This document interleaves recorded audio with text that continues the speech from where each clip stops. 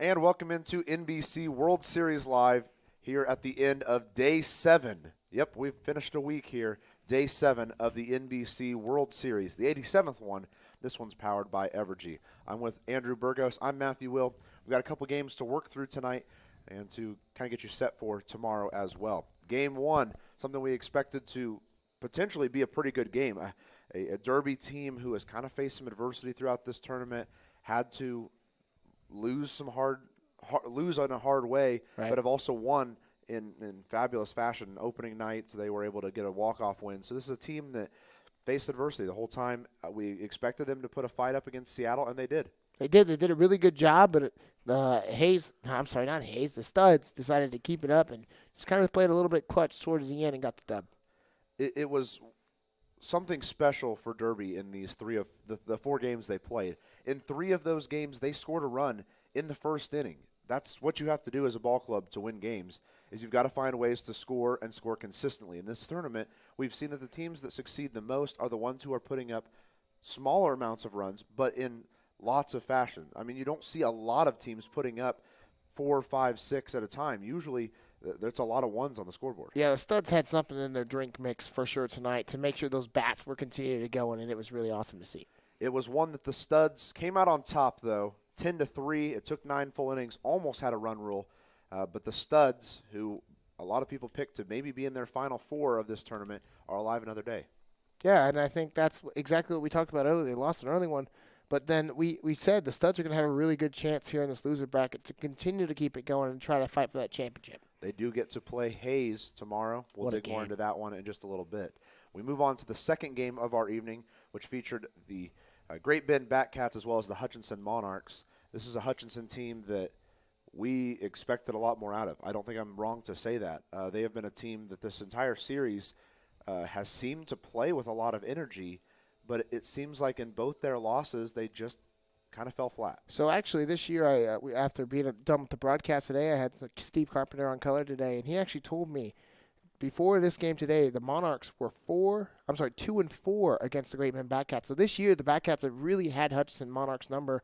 And it was a close one today, but the Monarchs just couldn't get it done towards the end. So that means that the Hutchinson Monarchs will pack up the denim blue jerseys for another year, and next year they'll try again in this series. Not a team that's had a lot of luck in the NBC World Series. They seem to find their footing for a couple games, but they never really have seemed to have the back push to continue through that second week. Yeah, for some reason it just came to my mind. It's like a stapler. You know, sometimes those staples are consistent, and then sometimes you get that really crappy staple, which you hate. But it's like that's how the Monarchs were. Some games they were really good, and some games they were off. This is a Great Bend team that I think a lot of us kind of expected to fizzle out early in the tournament, right, and they've just done their job one game at a time. They played a 3-1-6 team at Westside Athletic Field a couple days ago. Unfortunate that the 3-1-6 Sluggers had to play 2 games that day. That might have had something to do with it. I don't think it really had that much to do with it. Great Bend did get 2 full days of rest before that game. Great Bend's done their job when they needed to get it done, and that's why they're still alive in this tournament. Very impressed by Great Bend. Great Bend has really gained my respect today. It was a hard-fought battle today against Hutch. They battled it out, made sure that they could advance, and you know what?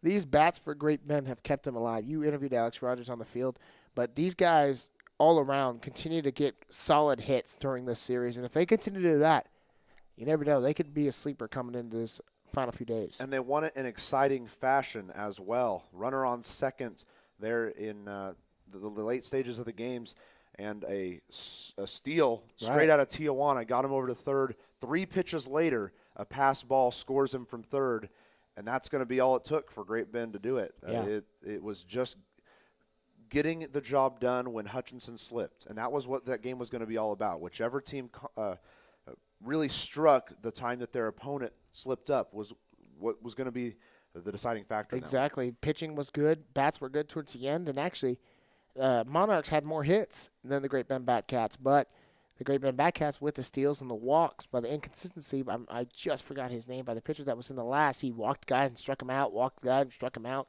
So it was crazy to see the inconsistency.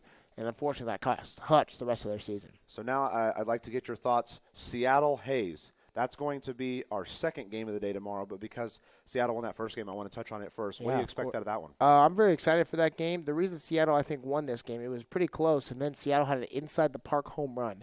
After that, it was all Seattle. Seattle and Hayes is a really tough game. I personally like Hayes in this game. Something just tells me that they just look different this year. This is a Hayes team that a lot of us seem to think right now is one of the two teams that could give Santa Barbara trouble. They made Santa Barbara work hard yesterday to win in that game, and I fully expect Hayes to make a good run in this losers bracket and potentially get to face Santa Barbara a couple more times come Saturday. Yeah, it should be really fun, and we'll have to see, though. They do have to get past a really tough game tomorrow, so it should be fun to watch. Great Bend, the team that a lot of us didn't expect to get to where they are at now, they get to play in what could be a pretty exciting game with the Cheney Diamond Dogs tomorrow. Something tells me Great Bend is not done with their season tomorrow. I think Great Bend's, like I said, their bats are hot. Their pitching is doing really well. They only went through 3 pitchers today, quick and easy. I'm very interested to see what happens with the game tomorrow.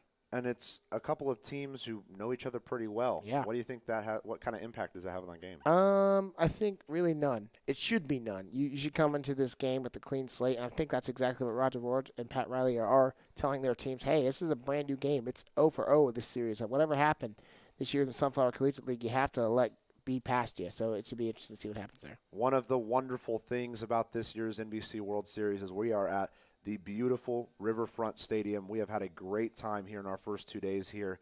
We had a great time last week in Hutch as well, but this has been an unreal facility to be in. You can tell these guys take it seriously, that you can tell that they're working for their jobs every single day. They want to not only impress the fans of the NBC, but they want to impress the higher-ups in the MILB and the MLB to prove that this stadium can not only host MILB games all year long, but they can host events like this as well. I agree, and it's super fun to see. The grounds crew puts in all the work all day. We get here early, and the grounds crew's already out there working on the grass and making sure it looks good.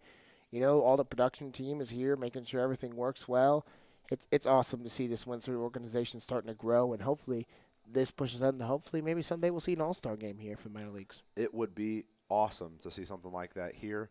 We know that they have a ton planned to potentially go on here in the upcoming years. So keep your eye on this stadium. It's going to be a really cool ballpark, not only for baseball, but for all sorts of activities. It's going to be cool to see what this does for the city of Wichita as we continue on. Couldn't agree anymore. I love this. This stadium's really starting to grow on me. I've came here for a few games for Riverfront for the Wind Surge, and now get to be on staff for NBC, and just to see the place grow and the fan interactions has been super fun. So tomorrow, we've got 2 games on the docket. At 6 p.m., Great Bend, Cheney. Directly after that one, Seattle, Hayes. These are 2 very important games. Both win or go home. And if you win those, you are one step closer and just a couple days away from potentially playing in an NBC World Series championship. That's got to be on the minds. Yeah, it's got to be. And, you got to keep on playing. Win or go home. Each game's win or go home. We'll have both games available right here on the NBC World Series YouTube page for you. We'll have KGSO calling the first game. Frank Martinez will be on the call in the second game. And we'll do our best to bring you every moment of action here from Riverfront Stadium. For Big Tarp Guy, I'm Matthew Will. It's been a great, great Day 7 here at Riverfront Stadium. We are live with another day here at the 87th NBC World Series, powered by Evergy.